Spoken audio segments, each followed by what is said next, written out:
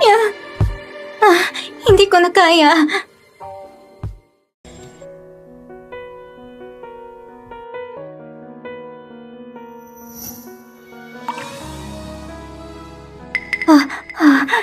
Kagabi, hindi ko akalain na paimatay niyo ko sa kama.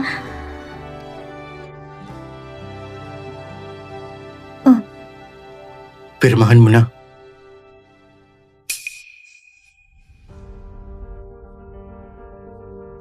Katatapos lang namin. Hindi pa ako nakakapagbihis. Tapos magdi-divorce na kami. Kagabi, ikaw ang nagsabi. Natapos ng 3 taong kasal.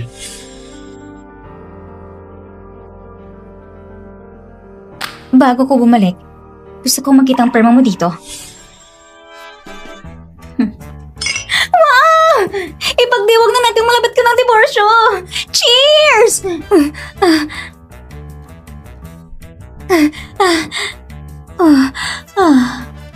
Nahihilo ako. At ang init ng katawan ko.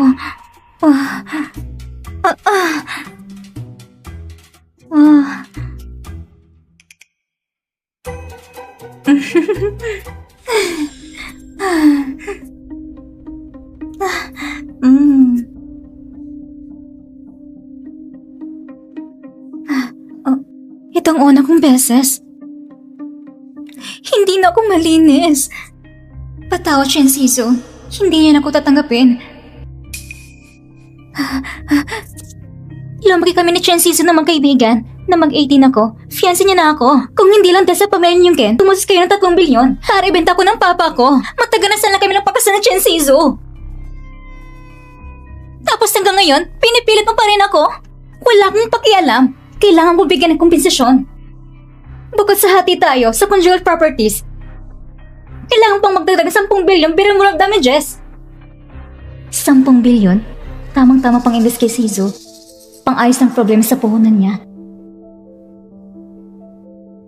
Sige.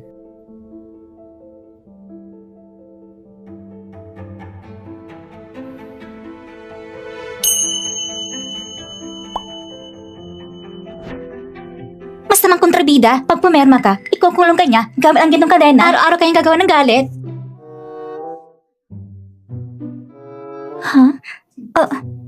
Ano ba tong bagay na to? Mga comments? Masamang kontrabida? Sino? Tanga at espiradang kontrabidang babae para sa child sweetheart niya. Hinibay ang pamilya Ken. Tinilawang pa yung maman kababata niya hanggang maging pinakamayaman. At siya pang pumatay sa Big Village, ang bidang lalaki at ang bidang babae. Si Shikin yan ang nagsama, samantala siya ang pinagbili sa Myanmar. Pinagpira-piras at pinakain sa aso. Kawawa naman ang feeling ko. Pinagkasalan pa yung babaeng minahal niya 10 taon. Pinagtaksilan na nga siya pang papatayin. Ako ang kontrabidang babae sa nobela. Pag pumerma ako, ikukulong niya ako, tapos ganito pagkalalang kamatayan ko. Hindi maaari na mangyari ng itong bagay. Shaniye, ayoko ng divorce. Hindi ka pa kontento sa hatian ng ari-arian? Hindi. Ano? Siguro, kasi na-convince mo ako sa kama.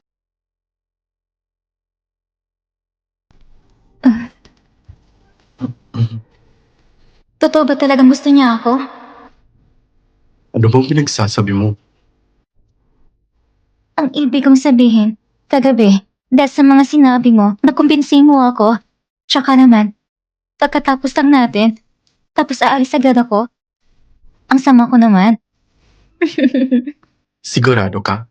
Mm-mm. Hindi tayo magdi-divorce?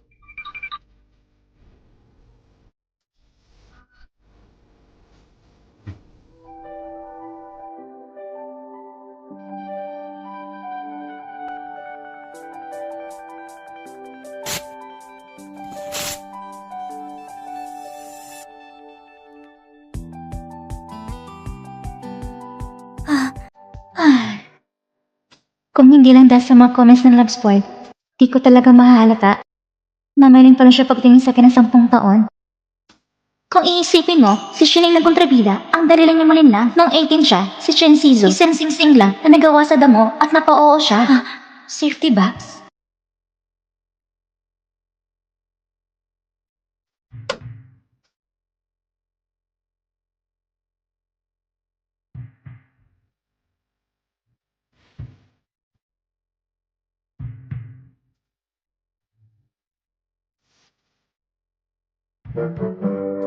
Tama pala sila. Ang tanga ko talaga. Xiaoning, Bakit ka nandito? hinawakan ka ba niya? Yung utak na author, parang Mariana Trench yata, nag-ayos pa talaga siya ng kwarto para kay Shinsizo dito sa Ken family at pwedeng pumasok kahit kailan. At pumayag pa si Ken Heye. Bitawan mo muna ako. Pinilit ka niya, hindi ba? Xiaoning, huwag kang matakot. Aalisin na kita sa impyeryong lugar na to. Darating na Big Valley sa 5 segundo. Ano? Ganang kabilis bumalik si Ken Heye? Huwag mo akong hawakan. Hindi ko pilit ni Ken Heye. Xiaoning, ano bang nangyayari sa'yo? Mr. Shen, pakirespeto na lang ang sarili ninyo. Ako ngayon si Mrs. Shen. Ano man ang ginagawa naming mag-asawa, amin lang yung bilang mag-asawa, mga sariling trip namin. Hindi ako nagdurusa.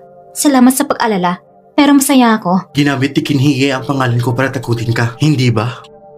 Hindi. Siguradong tinakot ka lang niya. Hindi yun. Siguradong akong tinakot ka lang niya. Ako mismo ang magbibigay alam sa pulis. Kahit kapalit ang buhay ko, papakulo ko si Kinhige na narkit sa'yo. Siyang madam mismo magkikipag-alyansa sa mortal na kaaway ni Master Kin. Ang kabit niya, para ipakulong si Master Kin? Hindi ba't modern panding lang to? Napahiya sila ng todo. Tiyak na uutusan sila ni Master Kin. Nasa labas na si Ken Heye.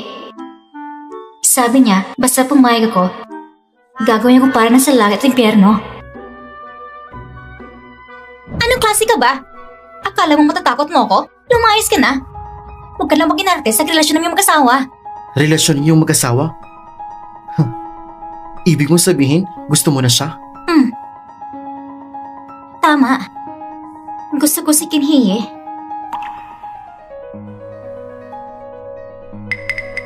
Hawak mo pa naman ang singsing ko sa'yo, tapos sasabihin mong gusto mo siya?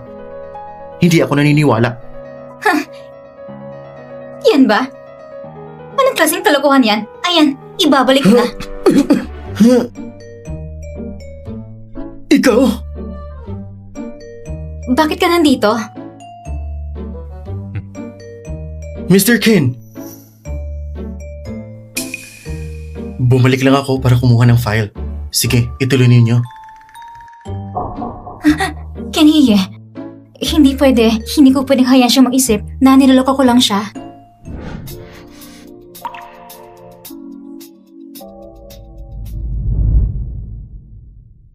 Xiaoning, ikaw! Hindi ka pa nagsasawa? Hindi ka pa aalis? Gusto mo bang manatili dito? At pakinggan kung paano ako nagkagusto sa kanya? Kung may kailangan ka, tawagan mo ko. Oo nga pala.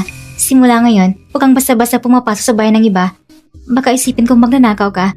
Papaalamin kita sa pulis.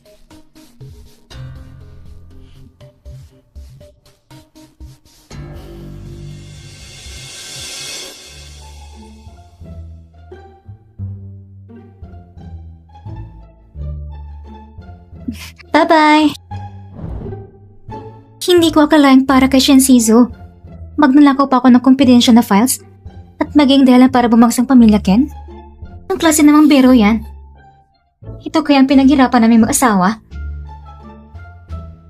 Anong klaseng tangang plot to? Para sa isang lalaking walang kwenta, iiwan kong trailing worth na kayamanan? At si Ken Heye naman, talagang pumayag pa na gamitin kong pera niya para suportan ng ibang lalaki.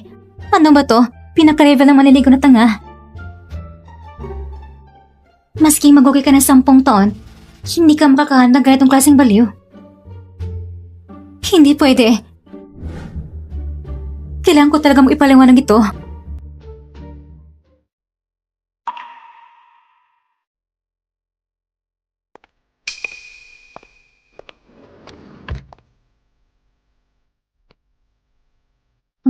Anong ginagawa mo? May kailangan ka? Sabi nila, akala ni Ken Heye na hinalikan ko siya para sa lawsuit sa Shinsizo. Kumapit pa nga raw sa damit ko at umiyak parang takore. Gusto ko tuloy makita siyang umiyak. Talaga bang parang takore? Hindi pwede. Ano bang ginagawa ko dito? Ken Heye, may sasabihin ako.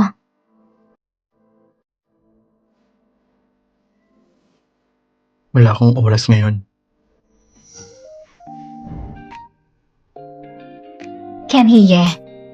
Ngayon, hindi ko na gusto si Shensizo. At hindi ko na plano makipag-divorce. Mula ngayon, hindi na ako gagawa ng kahit anong makakasakit sa'yo dahil sa kanya. At hindi ko na uulitin na saktan ng Ken Corporation. Naintindihan mo?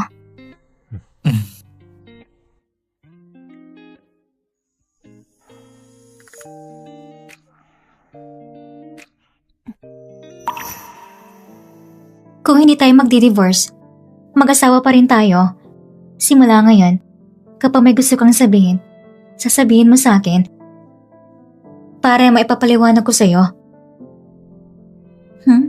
Sige. Wag na wag mo ulit akong ikulong dahil lang sa selos. Kung sa nobela, nagkakakilig, pero sa totoong buhay, makakapag-police report ka, makakatakbo ka hanggang sa riles.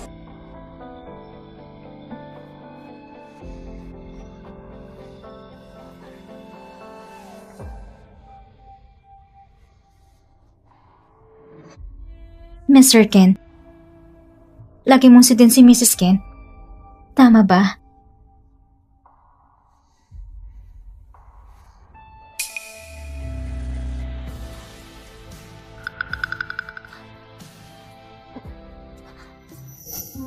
Ano ba ako? Isa bang halimon na kumakain ng tao? Bakit ka tumago na gano'ng kabilis? Hindi ko makita. Saan mo ba ako nagustuhan? Ate, bilisan mo. Sumama ka sa akin. May nangyari sa bahay. Talagang worthy na pagiging bida. Isang inosenteng white lotus na mahirap mabantayan. Pati ang engagement kay Shensizo. Sinasabi pang paratakpan ako. Kung hindi dahil sa kanila, hindi ko pa malalaman kung paano lang ako paglaro ni Shensizo. Ate, bakit hindi ka pa nagsasalita? Grabe, ang kapal ng mukha mo ah. Ano? Ate, may nagawa ba akong mali? May nasabi ba akong nakasama sa'yo? Nangangako ako. Ako si Kuya Shizu. Wala kaming ginagawang masama. Hinihintay lang namin na makipag-divorce ka. Namaganang ang labi sa kakahalik. Nagkamali ka ng isip. Nagkasingaw lang ako. Sa pagkain ng basura. Ganon. Simula ngayon, sa'yo na yung basura. Pero kayong dalawa, wag na kayong lalapit sa akin. Kung ayaw maging bastos ako. Talagang may nangyari sa bahay. Alam na ni Tito na makikipag-divorce ka kay Ken Hye. Galit na galit siya at gusto kayong itakwil. Simulan tumira si Shen Kenyan sa bahay. Ang relasyon namin ng papa ko lalong lumala na hindi malang tinanong kagustuhan ko. Ibinenta ko sa pamilyang Ken bilang pang-swerte na bride at tuloy na puto lang samahan namin. Kung may problema talaga si Shen Kenyan, kung ganon, ang papa ko... Yung tungkol sa kasadong diborsyo. Tayong apat lang nakakaalam. Paano biglang nalaman ni Papa? Habang naglilinis ako, hindi ko sinadyang makita yung kasadong diborsyo ninyo. Nakita din pala ni Tito. So sinadya mo pala? Hindi ate! Ate, saan ka pupunta? Uuwi. Si Tito sobrang galit ngayon. Nagkasakit na nga sa galit. Kung uuwi ka ngayon, hindi maganda. Nang madali kang pumunta sa akin, para lang sama ako pa uwi, para sabihin kay Papa na hindi ako nakipag-divorce, tama? Ano? Hindi pa kayo nakipag-divorce? Ate, hindi ka pa talaga makikipag-divorce kay Ken Hye? Di ba tapos ng 3 taon?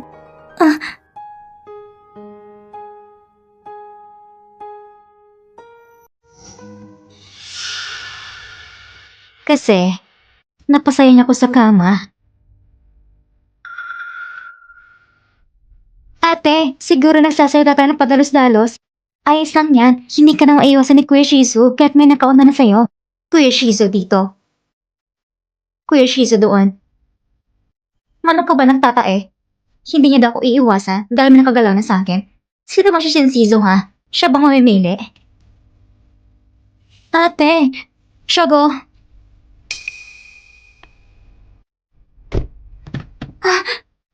Ate!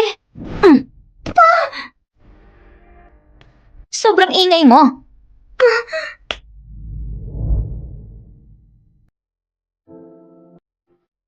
Ito.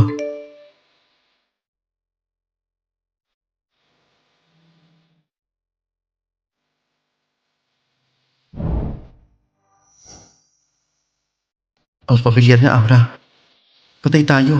Yung madam, mukhang magdi-divorce ka na naman. Bakit walang reply?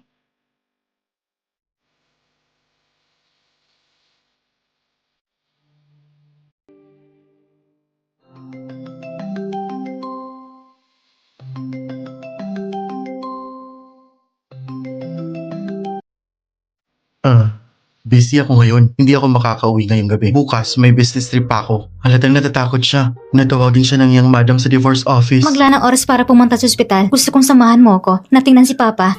Patunay na hindi natin plano mag-divorce. Saan ka pupunta, Mr. Ken? May aasikasuhin lang ako. Master Ken, sinabi ni Madam, ikaw ang kanyang asawa. Sinabi niyang hindi na niya gusto si Shensizu. At hindi na magdi-divorce dahil mahusay ka daw sa kama. Lauzaw, nakaahit na bang aking balbas? Malinis na po. Tulungan mo rin akong suklayin ang buhok ko. Sabihin mo, masyado mang maputla ang labi ko. Baka mag-alala ang anak ko. Lagyan na lang natin ng kaunting pampapula. Ginoo, darating ang young madam para sa iyo. Dapat gumaling ka na.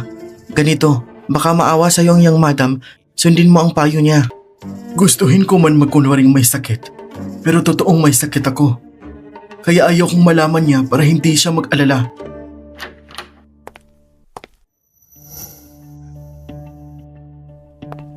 Oh, bumisita ka sa akin.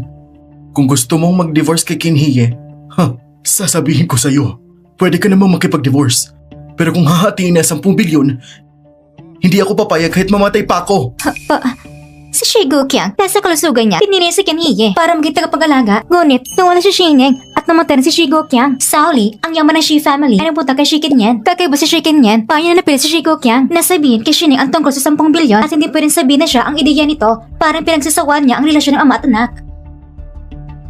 Pa, ano ba talagang sinabi ni Shi Kinyen sa'yo? Ikaw, ano ang tawag mo sa akin kanina? Pwede bang ulitin mo ang sinabi mo? Pa, hindi po. Lauzaw! Tinawag na ako ni Ningning na Papa. Oo, tinawag ka na ng young madam na Papa.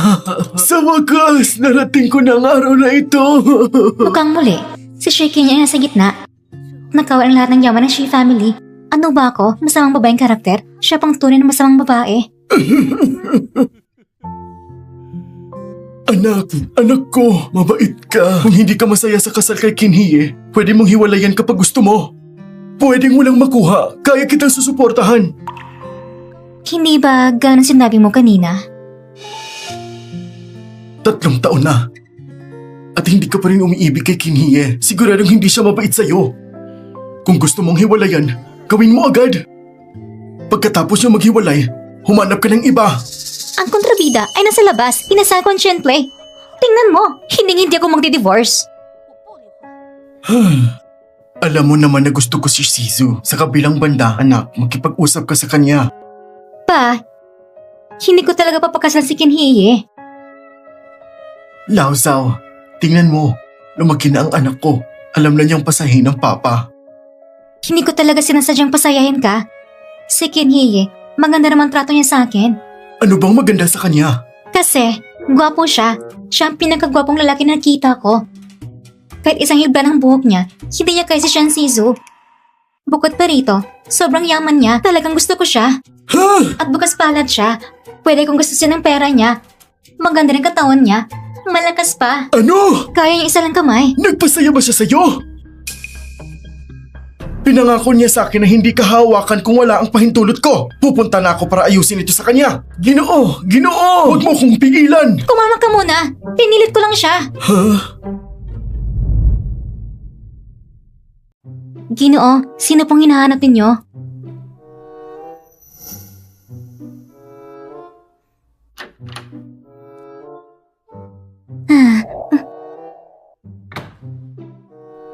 Pa? Asawa ko. Lauzaw, sa batas, di ba walang kasalanan lumabag sa kalooban ng babae at lalaki? Walang ganun, huwag kang mag-alala. Papa, totoong kasutan sa diborsyo. Pero ngayon, hindi na kami maghihiwalay. Mabuti ang samahan namin. Talagang hindi kami magdi-divorce. Totoo yan? Totoo yan. Ipinapangako ko sa'yo. Kung kami may maghiwalay, si Shen Kenyen at si Shensizu, wala silang magandang kapalaran, wala silang matitirhan. Kapag lumabas, tatamas na ng tokwa, malulunod sa tubig, mag-allergy pa sa hangin. Sige. Alam ko na, naniniwala na ako sa'yo. Pa, Huwag kang maniwala kay Shikin yan. Ako lang ang pinakamaasahan mo sa mundong ito. Sige. Diba, sila yung mag-asawa na dapat pagkatapos ng 3 taon ay magdi-divorce na? Sigurado kung sila yun. Talaga?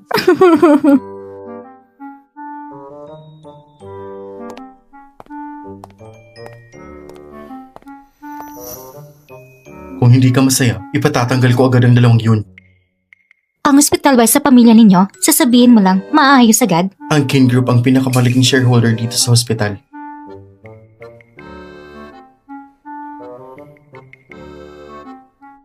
Wag!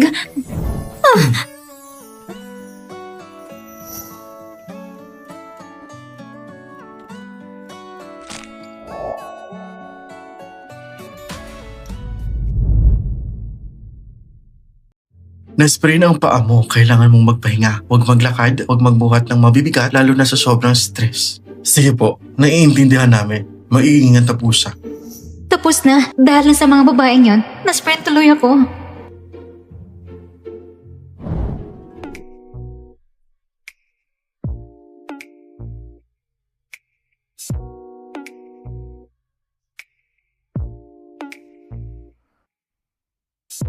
Aray! Kenhiye! Dahan-dahan lang! Tama na! Ayoko na! Kenhiye, lakasan mo pa. Wala na akong naramdaman.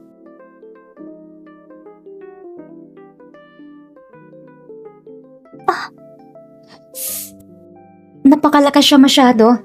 Hindi tamang posisyon. Tigilan mo ng pagsigaw.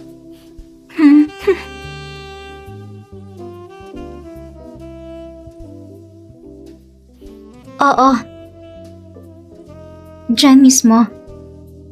Lakasan mo pa. Ang sarap.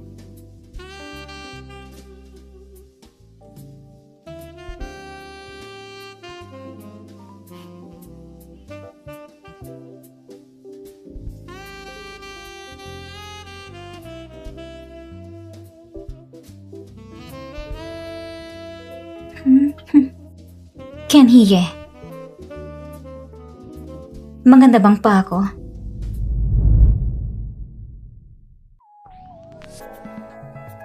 Hindi maganda. Huwag kang gumalaw. Ang kalmado mo naman.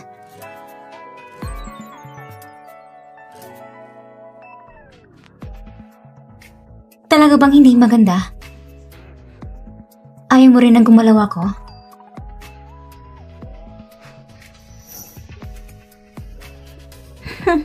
Huwag mo akong akitin. Mag-ingat ka. Baka hindi mo kayanan ang magiging resulta.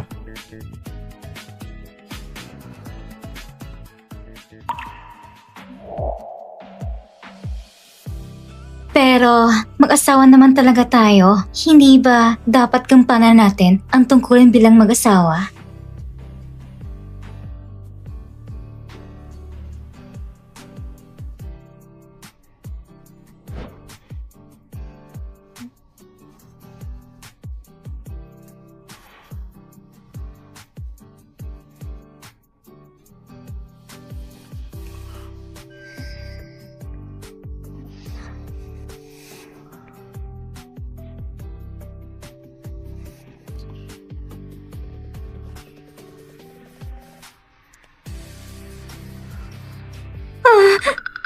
Ang sakit!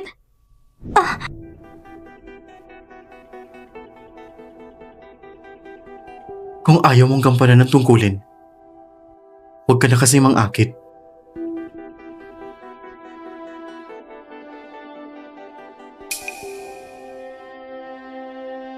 Hindi kaya iniisip ng tao na iniwasan ko siya? Hindi pwede. Hindi ko siya yan ang kamalang iniisip.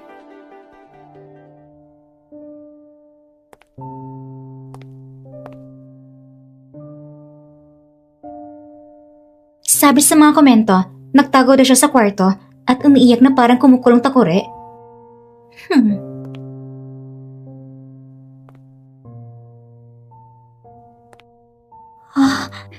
ito? Lahat ito ay ako? Bakit parang pamilyar itong isang ito?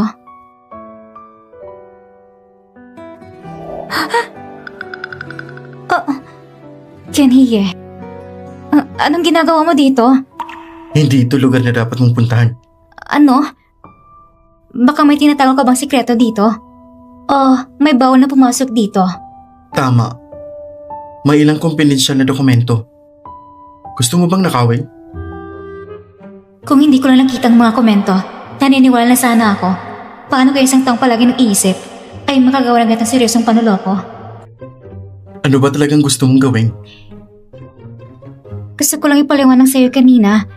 Kasi masakit. Hindi mo na kailangan magpaliwanag. Hindi ko rin iniintindi. Hinalikan kita. Pero reaksyon lang yun ng katawan. Okay na, pwede ka nang umalis. Ang tigas ng bibig mo.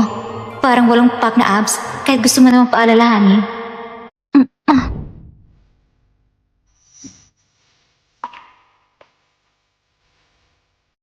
Hindi ko talaga ibig sabihin na iniwasan kita.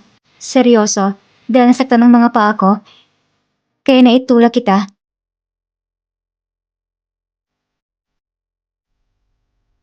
Nagugutom ako. Gusto kong kumain ng noodles. Pwede mo ba akong pakainin? Pero hindi ako magaling magluto. Okay lang. Kung ikaw ang magluto, kakainin ko kahit ano.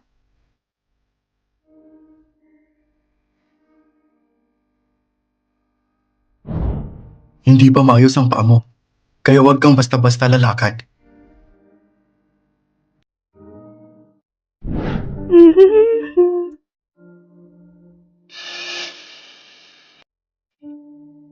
Anong nangyari?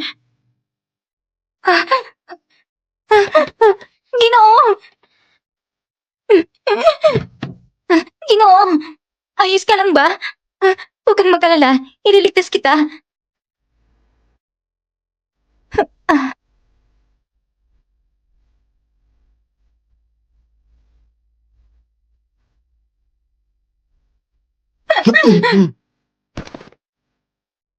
Ayos ka lang ba? Tatawag agad ako ng ambulansya.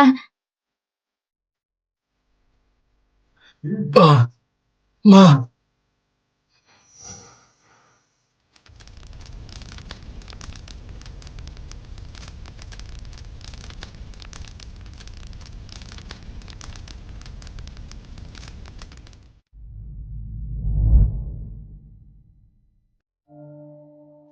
Ang taong pinagpala ng langit ay handang tiisin ng pagtataksil para sa isang masamang babae tulad ko. At sa huli, namatay pa sa kamay ko. Nakakatawa talagang pagtatapos ng kwento natin.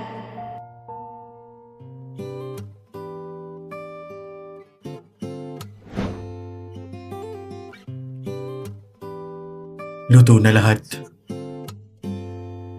Ang dami naman. Hindi ko ito espesyal luto para sa'yo. Sapat lang ang sangkap sa kusina. Kaya medyo nadagdagan lang ng konti. Kain na habang mainit pa.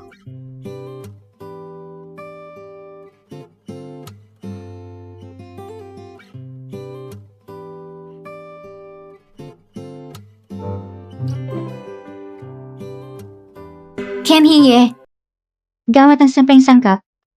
Nagawa mo itong masarap. Kumuha ka ba ng Gold Miller Chef Certificate? Kumain ka na.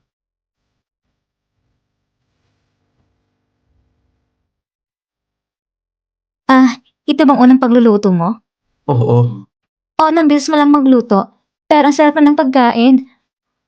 Ang galing mo talaga.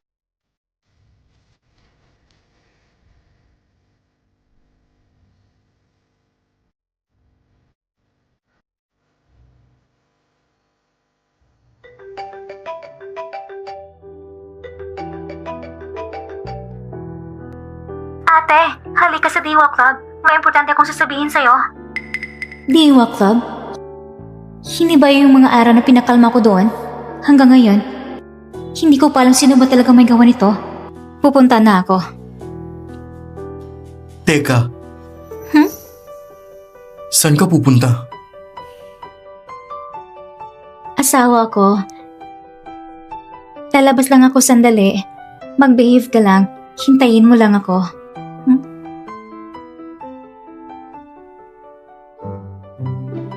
Siya?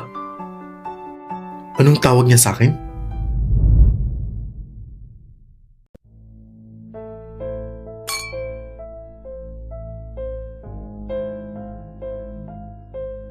Isa siya sa pinakamalapit kong kaibigan at isa siya sa taong sinana ng pamilya mo para kay Chanchan. At ang isa naman, estudyante sinuporta ng papa ko.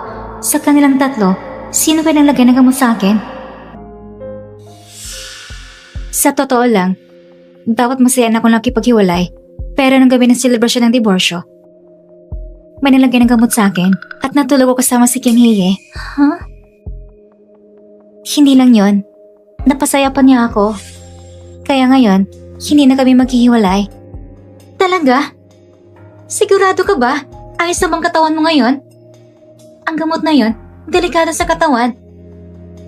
Nagpa-check ka na ba sa ospital? Tama, tumawag ka na ba ng pulis? Sino nagtangkang gumawa ng ganito?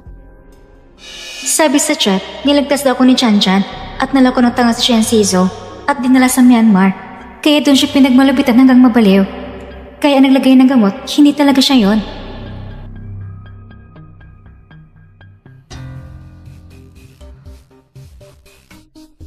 Ningning, bakit mo ko tinitingnan ng ganyan? Nabura ba ang makeup ko?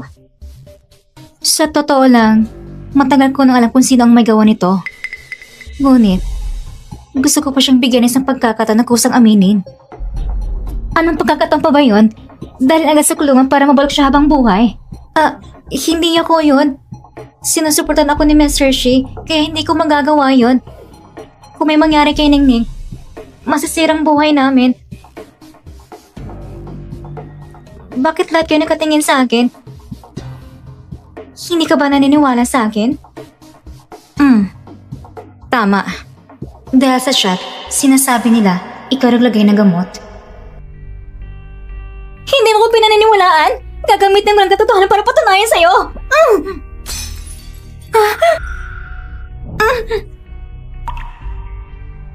Huwag ganun. Ningning, alam ko, iniintindi mo ako. Mabait ka. Gawin natin ito ng mabilis. Bilisan mo. Hindi mo pinapalampas mo na sa akin ang tulong.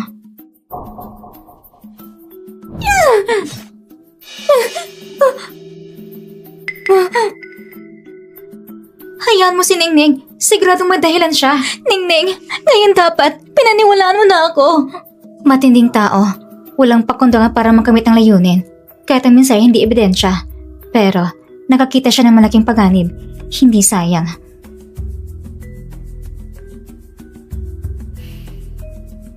Medyo kulang. Pansamantala naniniwala na ako. Ayos lang ako. Hindi man ako pagdudahan ulit. Masasaktan lang ako. Medyo nahihilo ako. Kailangan ko muna magpa-ospital. Sasamahan ko siya. Talagang mahirap pakisamahan. Kinastos mong pera ko sa pagkat kalokohan. Tuwing fiesta, humingi ka pa ng 88,000 bilang pamaskong pera. Bilang balik, kinuha ko ng pusong bato. Gaya ng tao. Mas mabuti na makita mo ng magang totoo. Kung balak mo na ipagpatulang buhay kasama si Kim Hye, kung ganon, yung pang-aakit niya kay Kim Hye, kailangan pang pag-usapan ng hiwalay. Ayos ka lang ba? May nakita kong kakakilala, umuwi ka na muna. Papasabayin ko lang siya para ihatid ako. Sigurado ka bang kaya mo? Sabi ko nga, ayos lang ako. Sige na nga, mag-ingat ka na lang.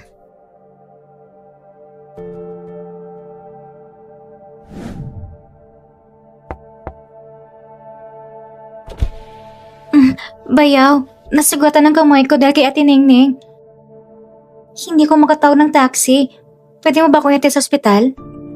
Dahil kay Ningning? Sabi ni Ate Ningning, yung nangyari nun sa inyong dalawa, napilitan lang daw siya. Kaya gusto kayang hiwalayan. Pinayuhan ko pa siya ng maayos. Hindi ko inasa nasasaktan niya ako. Gusto niya ng hiwalayan?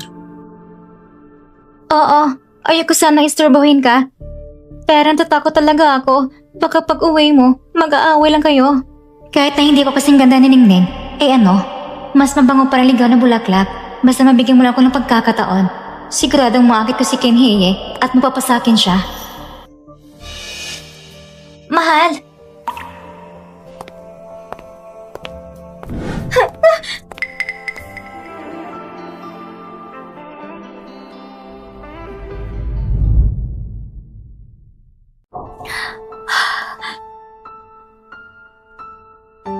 Ningning, bakit ka bumaba?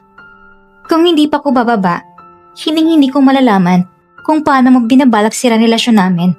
Gabi na, umuwi na kayo ng bayaw ko. Hindi malis ang mga tao dito, baka mahawa pa ako. Punta muna ako sa ospital. Tigil! Bayaw!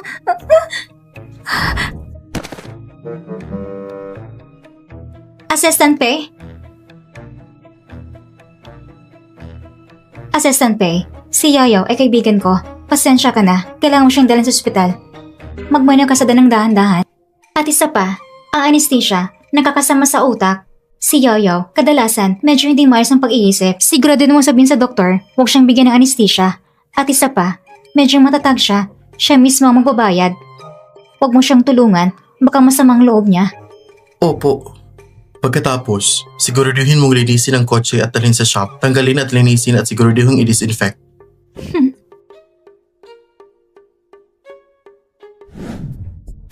Diyos ko, buti na lang may paalala mula sa kanila. Dumating ko sa tamang oras. Girls gathering. At may mga male model pa. Paano naman? Bakit mo pinapaniwalan si Lin Jingyao? Sigurado kung gusto lang yung sira ng relasyon natin. Alarm disengage. At saka, ang asawa ko ay gwapo. Talaga? Gwapo? Aba, gwapo. Sobrang gwapo. At kakit-akit. Mas gwapo pa kay Shinsizu? Siyempre, ang asawa kong pinakagwapo. Pinakagwapo sa buong mundo. Aba, huwag mo lang banggitin si Shinsizu. Pwede namang ma-enjoy ako sa mukha mo kaysa naman ikumpara sa asong yun. Nakakasuklam. Shining. Ate, Mr. Ken, paano ka nagkaroon ng oras pumunta ngayon? Hindi ba masang pakiramdam mo? Bakit namumulang mukha mo? Parang puwet ng unggoy. Pati ang bibig mo namamaga, parang kinagat ng aso. Kayong dalawa, hindi talaga namimili ng lugar ha? Hindi Kuya Ken, hindi ako yung babae nakikipaglandin bago ikasal. Kuya Ken, ang lambi mong tumawag ha? Shaking yan. Gusto mo bang akitin ang bayaw mo? At agawin ng asawa ko? Magalang lang si Yin. Bakit mo siya sinisiraan? Talagang madumi ang puso mo. Madumi lahat sa paningin mo. Oo. Siya may manners, ikaw may sungay. Tara na, huwag na tayong pumato sa mga bobo. Aakit na tayo, ipapakilala kita sa best friend ko.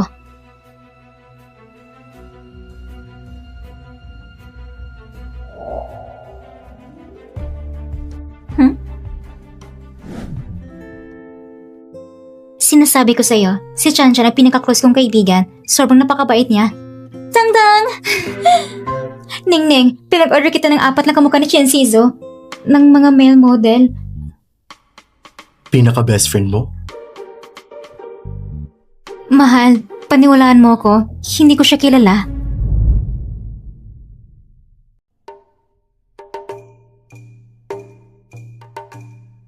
Ningning, bakit mo siya dinala dito? Mo Chanchan, alam ko na, hindi ka nasisiyan sa bilis ko.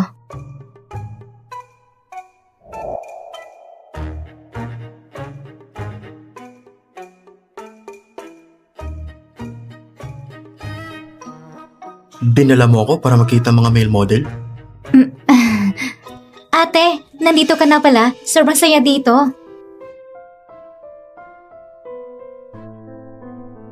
Ang gwapo ng mga male model.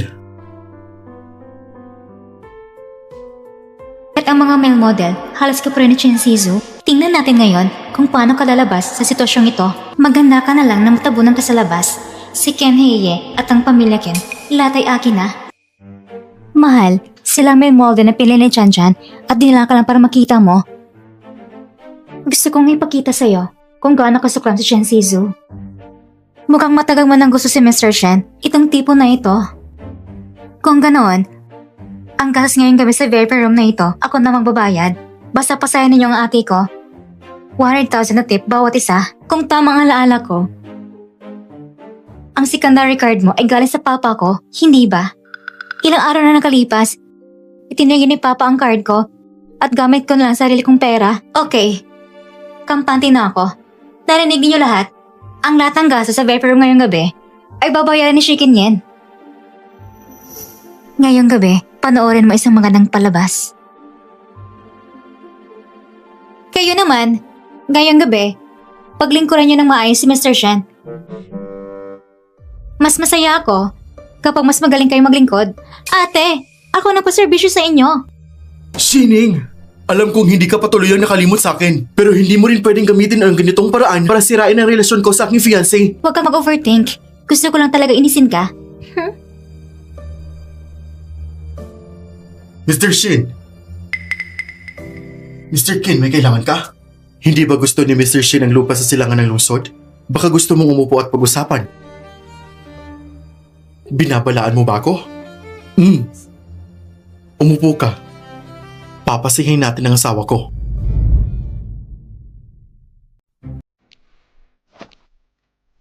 Gamitin niyo lahat ng para ninyo. Ngayong gabi, paglingkuran niyo ng maayos si Mr. Shen. Unang tao, ibusa kanyang alak. Pangalawa, kantaan siya ng love song. Pangatlo, imasahin kayong mga hita. At ikaw naman, tinakamukha mo si Mr. Shen. Ikaw, umupo sa kanyang kandungan. Ha?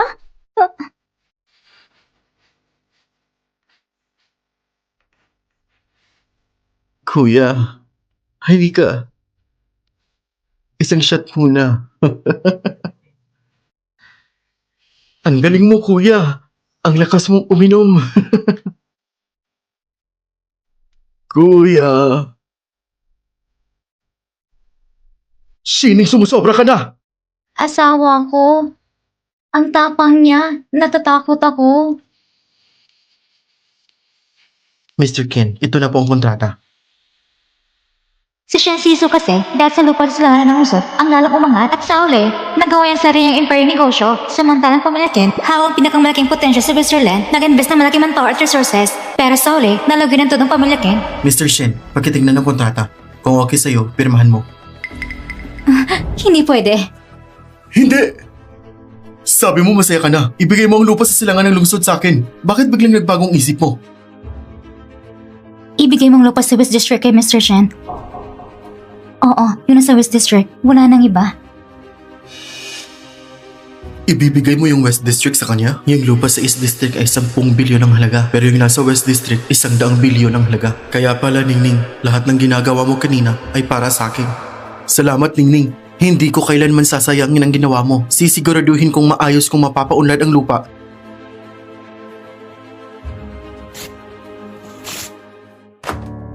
Oo. Dapat mo itong paghusayan. Ilalaan ang pinakamalaking pera at oras. Naniniwala ko sa kakayahan mo. Sigurado makakabuo ka ng isang bagong imperyo sa negosyo.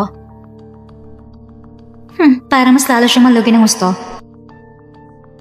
Ang lupa sa West District, mas mahalaga kaysa sa East District. At nagwagi ng pamilyakin sa bidding, naglabas na sila ng 100 bilyon. Ngayon, para kay Chensizu, pinapabitiw ng ate ko ang West District sa mister niya. Hindi ba ito masyadong sobra, Mr. Ken? Mahal, pakiusap. Paniwalaan muna ako ngayon. Pwede namang ibigay ibang proyekto. Pero ang West District, hindi pwede. Ipinagpapatawad ko na lang ang iba, pero hindi ito.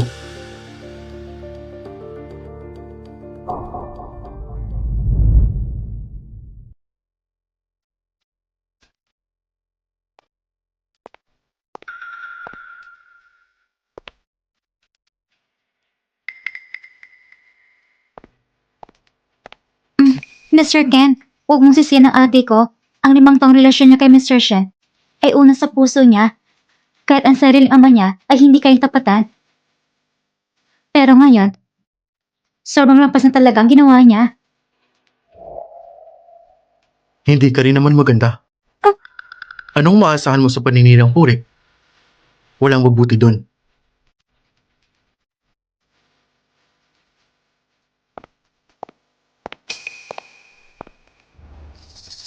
Oo. At ikaw, bakit ka nagkasunog nito ka-sexy? Halos masunog ng lalamunan mo. Gusto mo bang akitin ng mister ko? O nag-aabang na ng customer? Gusto lang kitang tulungan, ate. Bakit ako kinaganito? Ang mabuting green tea ay Prescott kaya aya, hindi ba? Pinakamataas ay tirang dahon lang. Sumasobra na kayo, ate.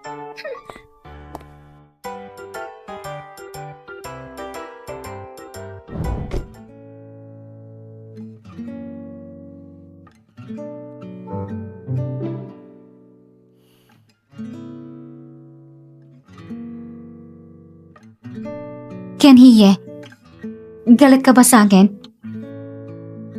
Huwag kang magkamali. Kanina lang ako. Kung tungkol sa lupa sa West District, hindi na kailangan pag-usapan.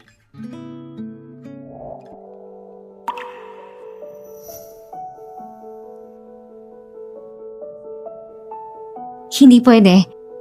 Kailangan nating pag-usapan ngayong gabi. Kailangan ko talagang kumbisihin ka.